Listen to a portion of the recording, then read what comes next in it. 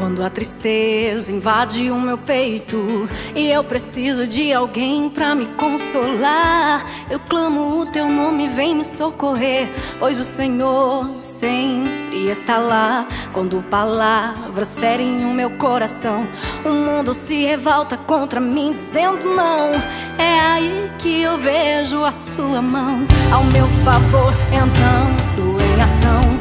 Eu não mereço, eu não passo de um pecador, mas foi a sua mão potente que me alcançou e me tirou do lamaçal e me perdoou. Se hoje eu estou aqui